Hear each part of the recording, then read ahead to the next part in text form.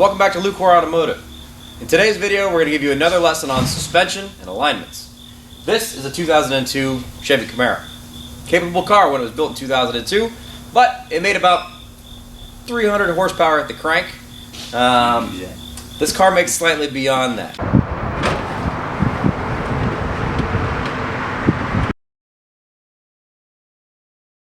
So with the factory suspension, these cars actually did pretty reasonably well. Now they were designed more to go straight line than they were designed to go in the corners, but with modern upgrades in suspension, there's a lot more capability that you can shove underneath one of these cars. In today's episode, we're going to be converting this 2002 Camaro with a brand new set of Viking suspension components. Now the nice thing here is this is a very, very capable car with a massive amount of aftermarket support. So anything you want to be able to make this car do, you can buy parts for it. As I said, the original factory components were pretty capable for what they were designed to do. This car is actually still sitting on factory components. So in addition to the fact that they weren't really designed to do exactly what we're asking them to do, they're also a bit tired and worn out. And as your suspension gets tired and worn out, it doesn't do its job nearly as well. Just like when you're tired and worn out. Now, where I'm tired and worn out. So with the upgrades to the Viking components, the other nice thing we get with this is we get brand new components. They're going to be nice and tight and ready to rock and roll. We can adjust pretty much whatever we want. We can adjust spring rates, we can adjust seat height, we can adjust damper settings, we can adjust all kinds of things to be able to dial the suspension in exactly as we want to. Now this car is pretty much a drag car. It looks stock from the outside as far as what you can tell, but if you look under the hood, if you've ever seen an LS under the hood, this is not stock.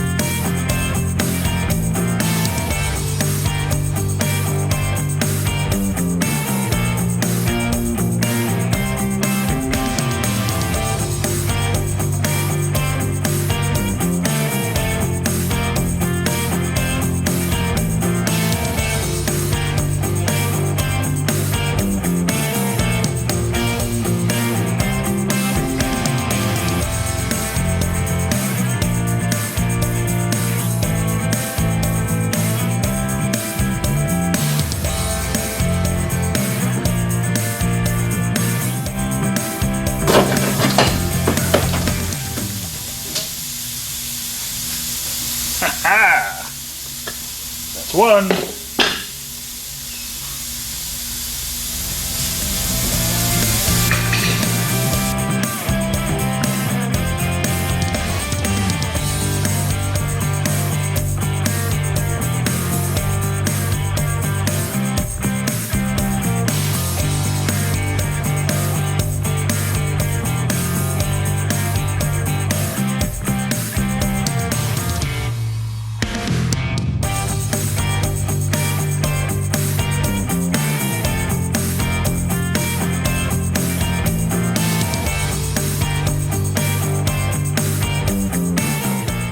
So I was able to get my passenger side coilover installed, and it went pretty easy, pretty straightforward installation process. Unfortunately, when I went to take apart my original passenger's front strut, the strut upper mount is rusted and seized to the upper shaft of the strut, so I'm not going to be able to reuse that upper mount. So I ordered a new KYB upper strut that'll be here in a little bit. So I figured while I'm waiting on that, I might as well get these rear shocks swapped out. So the Viking Performance shocks install exactly as a factory or OEM shock would install. It's one bolt up through the bottom of the floor pan, and then one bolt into the rear end. So pretty straightforward. This car does have a cage in it, so it makes it a little more complicated to get the parts out of the way so that I can gain access to the upper bolts. But the carpets in these cars are actually cut out, and they have an access point straight through the carpet that allows you to just kind of trim where it's already previously cut Yeah, gains your access to the bolt holes, and then you replace your upper rear shock bolts. So we'll get that done. Oh, cage! Ouch!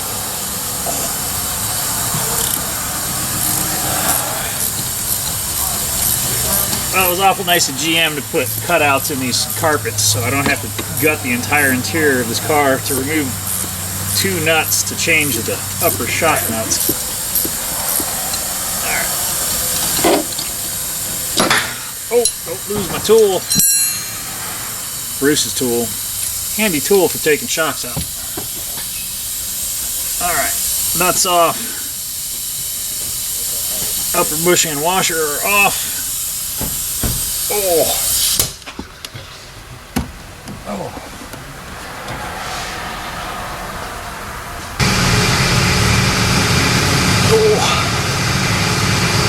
Got my upper bushing, my lower bushing and washer are already on the shock. Stick my upper bushing on there. Top washer. Top nut. Ooh, I need my air.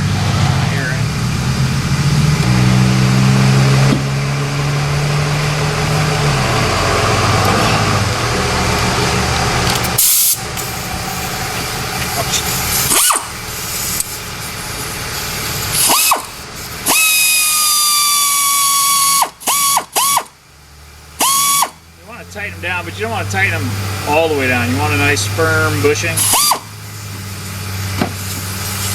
If you squeeze it too far, you'll actually split the bushings out. I'm going to grab my jam nut, lock it down.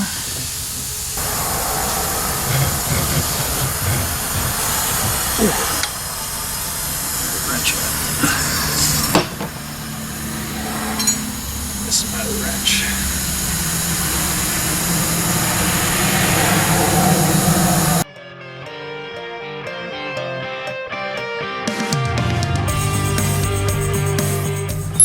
Tuck my carpet back in. Oh, it looks nice.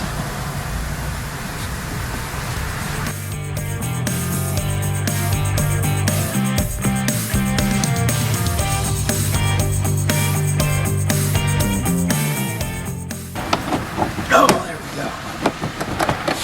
There we go.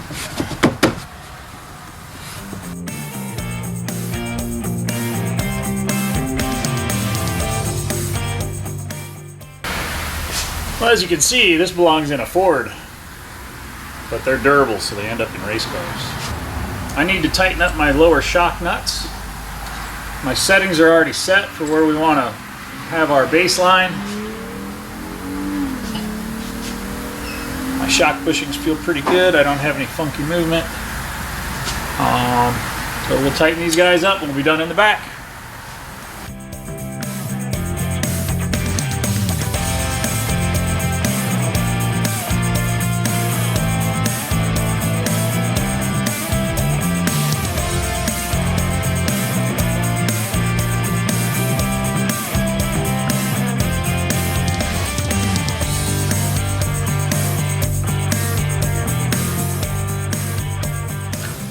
So I got my new strut mount in. Got it mounted on my strut. The other one was rusted to the old strut and I didn't feel like taking a strut component in the face, so I just replaced it. So I got to put my upper control arm on here. And then it's time to go back together. Studs go to the front. Pushing in.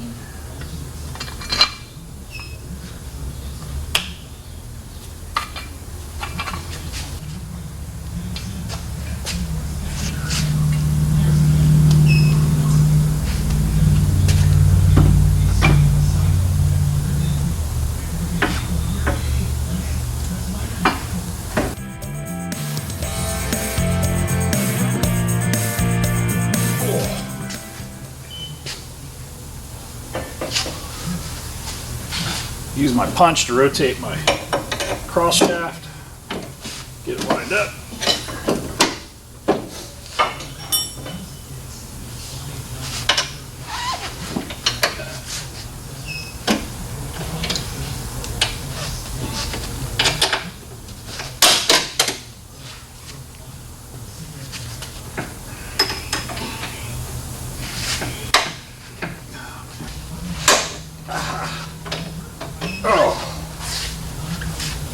Hard part's over.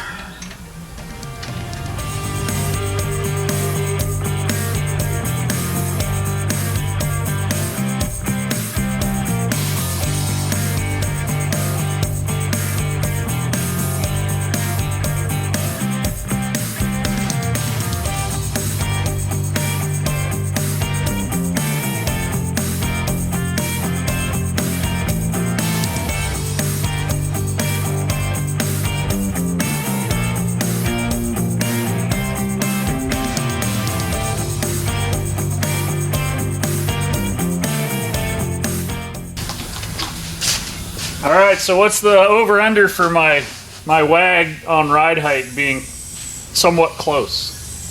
It's gonna be 3-wheel motion when you set it down? Oh no, they're even side to side. I went 3 3/4 inches of preload. Now I gotta put the wheels on it, see where the car rides. It'll be all right. And see if my wild ass guess is anywhere near where it needs to be.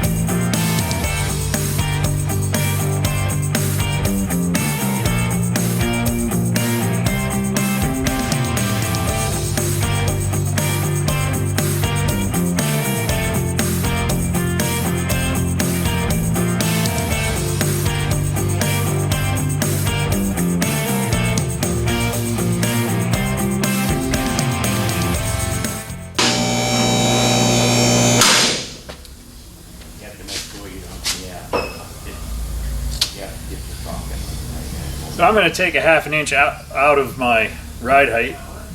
Well, a 1/2 inch out of my lower setting. I had it at 3 inches. I moved it up to 3 1/4 or 3 3/4 because I thought it would be closer. I'm a little too high, so I'm going to back it down.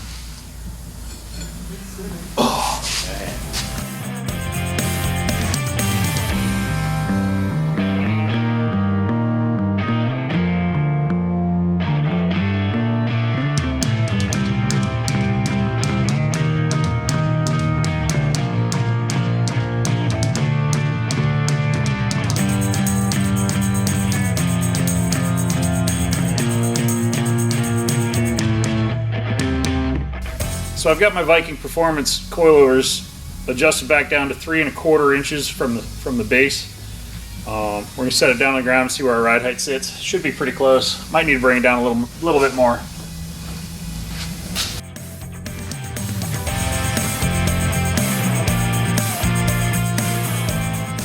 Balance our suspension.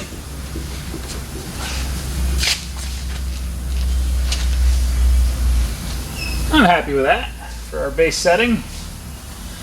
We'll get this thing on the alignment rack, corner balance it, set up the alignment. It ought to go a little bit faster.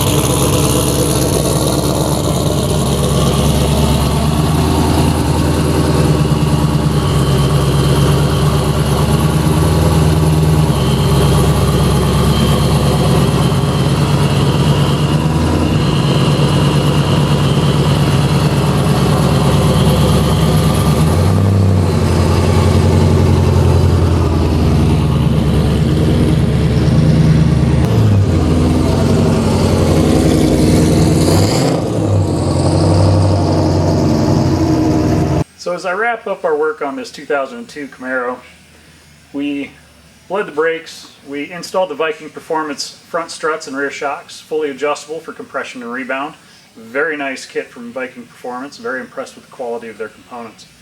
We actually deleted the air conditioning on this car, so we removed the AC compressor bracket, condenser, hoses, evaporator, a couple other little odds and ends to lighten up the nose and reduce a little bit of parasitic drag.